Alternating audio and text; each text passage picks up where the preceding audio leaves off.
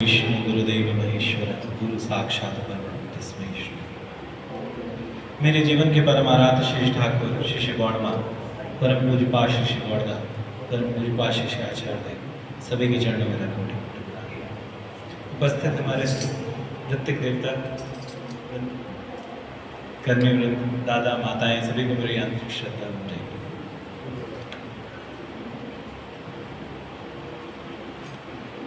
दादा अभी इतने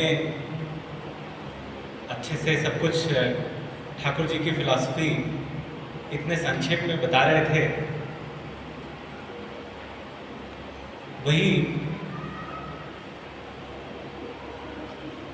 है ठाकुर जी की वाणी भी है ना कि when ideal is awake in a man, he is active, agile, inquisitive, responsible, alert and tactful. In a word, all faculties bloom and glow.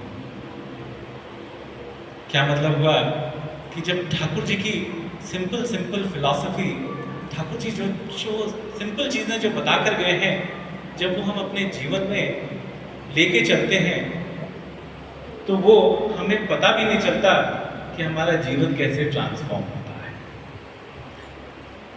और जब परमपिता हमारे अंदर जागृत होते हैं, जीवंत होते हैं, तो वही जो है हमारी personality as a whole overall develop होती है।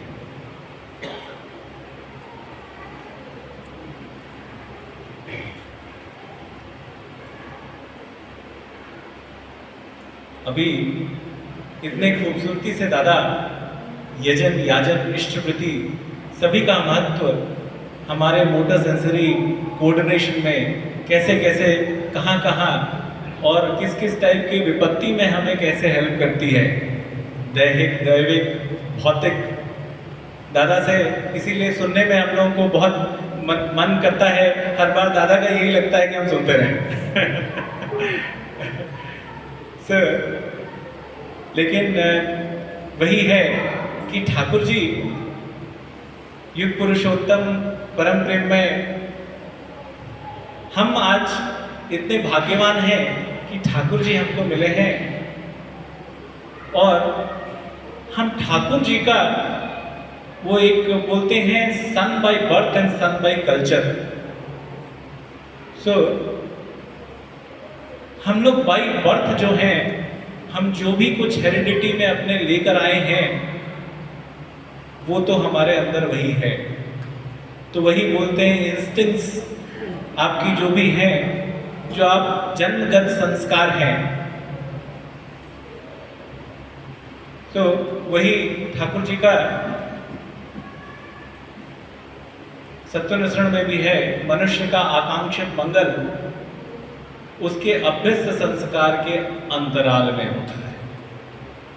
तो वो जो भी कुछ चाहता है, हम जो भी कुछ चाहते हैं, सभी कुछ हमारे जो अभ्यस्त संस्कार हैं, जो डे टू डे हमारी हैबिट्स हैं, इंस्टिंक्ट्स हैं, जो भी कुछ है जिसको लेकर हम हैं, उन्हीं में होता है।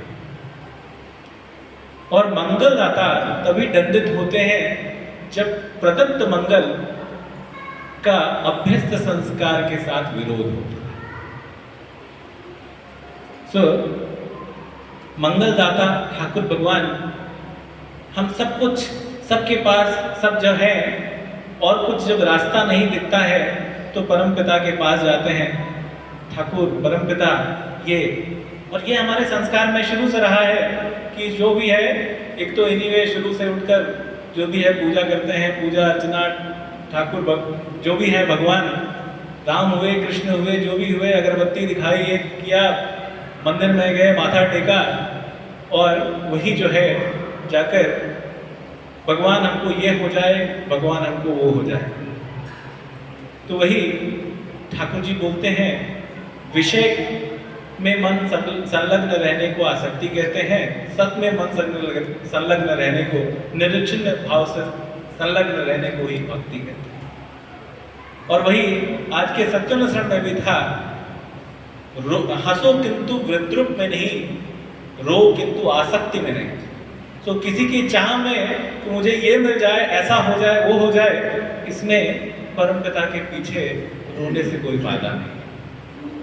तो जब हम जा रहे हैं परमपिता के पास, अगर हम उनको, उनकी जो है वही सन बाई कल्चर, हमारे में जो है सो है ही है, लेकिन ठाकुर जी का जो कल्चर है, परमपिता का, आचार्य परिवार का, सब कुछ का जो भी कुछ है, जो भी कुछ दिया हुआ है, अगर वो हमारे कैरेक्टर में, बिहेवियर में, सब कुछ जैसे जैसे थोड़ा थोड़ा इम्बाइब होता चला जाता है, तो वही जो है हमारा कैसे कैसे ट्रांसफॉर्मेशन होता है, ये हम समझ नहीं पाते।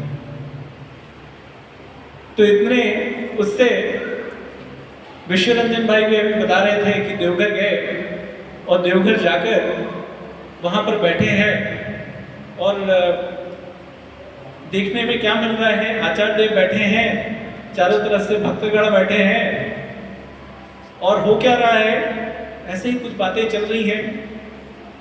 कोई कभी आया तो कुछ, दादा ये प्रॉब्लम है, दादा वो प्रॉब्लम है, सब के सब जो है दादा के पास बस इसलिए पहुंच गए, दादा कैसे करें, क्या करें। तो उनको ही उन्हीं बातों में वही जो है सारा सल्यूशन तो मिल गया।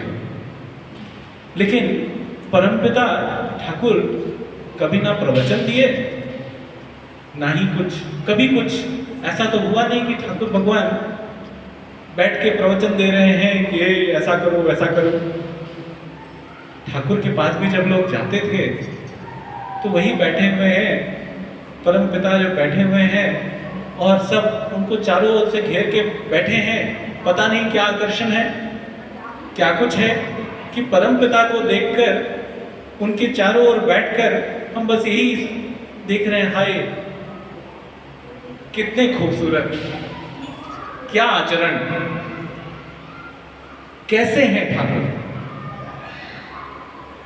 सो ऐसे हमारे साथ पहले भी कितने लोग, जब हम छोटे से भी थे तो माँ पापा के साथ कितने सारे लोग सब जाते थे। पहली बार आश्रम पहुंचकर वही जो है, कोई भी दादा आचार्य देव कोई बैठे हैं तो बस सामने जाकर बस खड़े हुए हैं सब लोग, और कोई पूछते दादा चले, तो भी नहीं नहीं 5 मिनट और है। तो दादा बैठे हुए हैं, वही उनका एक एक आचरण, एक एक जो कैसे बोल रहे हैं, एक एक उनके वर्ड में क्या मीनिंग है छिपा है, वो एक एक चीज जो है जब आदमी जो देखता है तो लगता है कि क्या क्या खूबसूरत। वही आचरण, वही कंडक्ट, वही ईश्वरत्व जब हमारे आचरण में आ जाता है, तो वही जितना जितना हम ठाकुर को अपने अपने अंदर समाहित करते हैं, उनकी चीज़ों को हम अपने अंदर लेके चलते हैं, वही जो है हमारा, हम भी उन्हीं की तरह थोड़ा बहुत जो भी होते चले जाते हैं, है ना। बाई हेरिडिटी तो हमारे अंदर जो भी कुछ है सो है, लेकिन बाई कल्चर वही जो है परमपिता को हम जितना भी लेकर चल पाते हैं, उनके कल्चर को हम जितना ही अपने अंदर इम्बाइब कर पाते हैं, वही जो है हमारा भी पर्सनालिटी, हमारा सब कुछ उन्हीं की तरह बनता चला जाता है। सो एक हम लोग एनीवे जानते हैं, एक ठाकुर जी के एक अमेरिकन भक्त थे जिन्होंने एक किताब भी लिखी है, ocean in A tea cup, रे हाउजनबंदा। रे हाउजनबंदा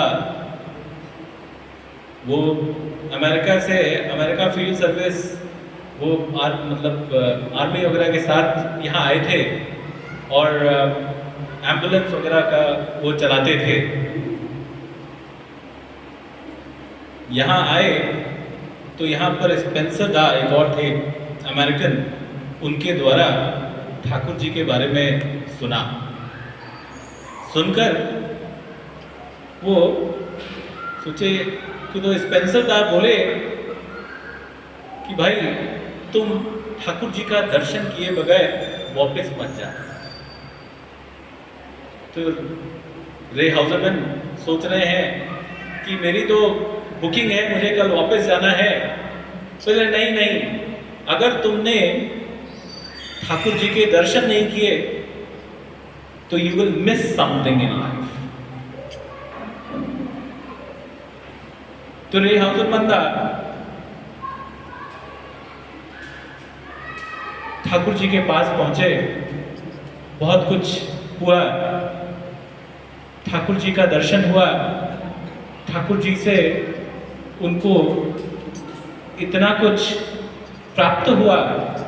बस इतना समझ में आया कि क्राइस्ट जो थे वो अगर आज होते तो वो क्राइस्ट ठाकुर जी ही की तरह होते और कुछ नहीं होता। तो उनका यही ठाकुर जी के उससे उनको ये समझ में आया, ठाकुर जी यही बोले तुमको बस मुझे प्रेम करना है, केवल लव करना है। अगर प्यार से ठाकुर जी से जुड़े रहोगे तो फिर तुम्हें और कुछ सोचने की जरूरत नहीं। वही रे हाउसमैन फुल टाइम उस समय से ठाकुर जी के पास थे। उनकी मां थी, वो बहुत परेशान कि अरे मेरा लड़का अमेरिका से इधर आया, ये पता नहीं कहाँ रह गया। तो बोले मेरे इसके जो मतलब इनके भाई बहन कुछ बहुत कुछ मतलब अच्छे अच्छे पोजीशंस पे सब कुछ थे। इनकी माँ की भी चाह थी कि वापस लौटते तो अच्छा सा कुछ एजुकेशन और अपनी कंप्लीट करके कुछ और लाइफ में हासिल करते। तो लेकिन यहाँ पर जो है परमपिता के पास आकर यहाँ पर एक उन्हीं के पास रह गए। अरे किस कहाँ कौन बाबा किसके पास रह गए भाई। तो माँ भी उनकी वहाँ से आई। तो माँ तो आई यही उसको कि भाई किसी तरह इसको पकड़ कर जो है हम ले जाएंगे। तो माँ आई उसको और उनको ठाकुर जी का दर्शन हुआ, जो भी कुछ हुआ। तो उनको जब दर्शन हुआ तब हुआ कि नहीं मेरा लड़का जहाँ है वहाँ है, बहुत अच्छी जगह है। लेकिन फिर भी एक दिमाग में एक चीज रह गई कि मैंने अपने लड़के को ठाकुर जी के उसमें खो दिया। तो बाकी मेरे बेटे बेटी जो हैं वो तो मेरे साथ हैं, मेरे सब कुछ हैं, लेकिन ये जो मेरा बेटा है, लड़का है, वो यही रह गया।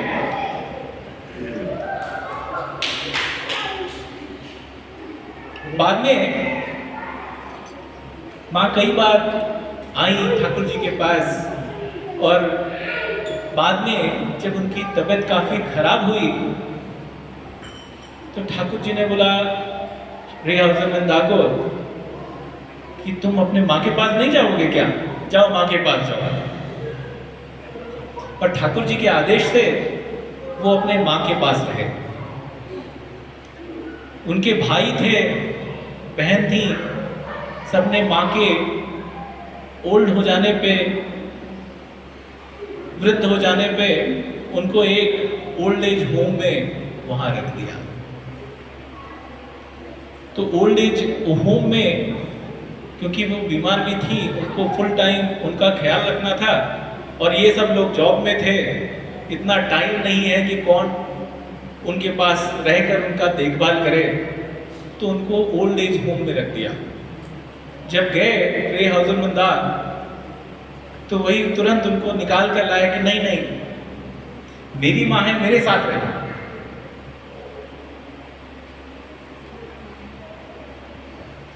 और वो होने के बाद तब उनको उनकी माँ को लास्ट स्टेज में ये रियलाइज हुआ कि एक ही ये बच्चा है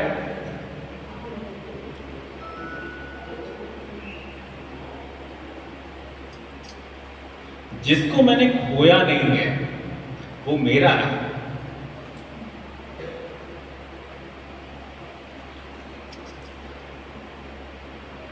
तो वही टाइम हो चला है। तो परमपिता को हम जितना लेके चलते हैं वो हम जिस तरह परफेक्ट होते हैं वो हमें भी रियलाइज नहीं होता। जरूरत है बस उनसे प्रेम करने की। जय हिंद।